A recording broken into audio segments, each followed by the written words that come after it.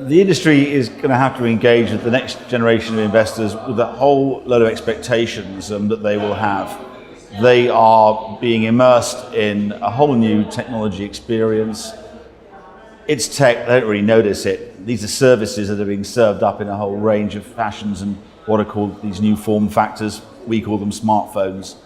So really, the industry is just going to get comfortable with this. It's going to start experimenting. It's shifting its focus from a regulatory discretionary spend model to actually investing in growth and this future market.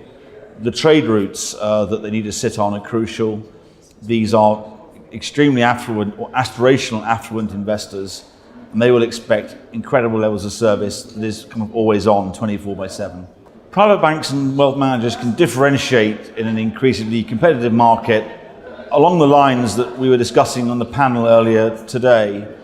They've got to start championing and even clarioning the importance of their brand, the security they deliver, not just to your savings and your wealth and your family's future well-being, but indeed your data. A lot of customers take this stuff for granted, and I think a lot of these providers just believe that's part of their service model, but they've got to remind folks the security and trust that they're placing in them and ensure that they call these out as differentiators. These are things that the large tech houses just won't venture into without partnering with the brands that we see at the Market Force event today.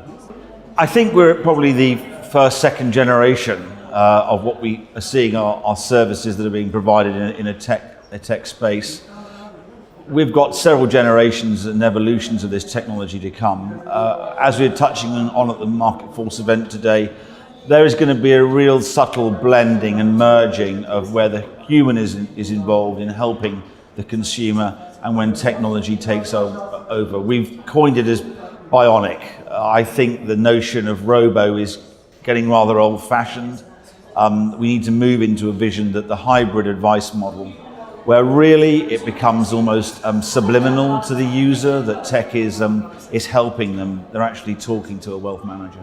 The greatest challenge facing the industry over the next 5 years is to really wake up to the degree of wealth that is going to flow through families and generations. In the UK, it's going to start to notch up north of $500 billion to $1 trillion in the next 5 to 10 years. So they've got to be ready for this. There is still probably a good few years left in this bull market. The industry's got to really be experimenting and trying things out. So that really, to me, is the key thing they've got to get savvy with, and is have just to get immersed in how this tech is changing the way we work. They've got to be talking to millennials that work in these organizations. They've got to be engaging them a lot more in how they reinvent their businesses. Well, we were initial users of the MoneyLIve private banking and wealth management event back in 2016 as basic ticket buyers and attendees. So we participated in that way. The engagement that we enjoyed with not only the guests but also the folks from MoneyLIve and Market Force was so positive and encouraging for us that here we are a year later and we're sponsoring the main event. And you know, superlatives probably apply.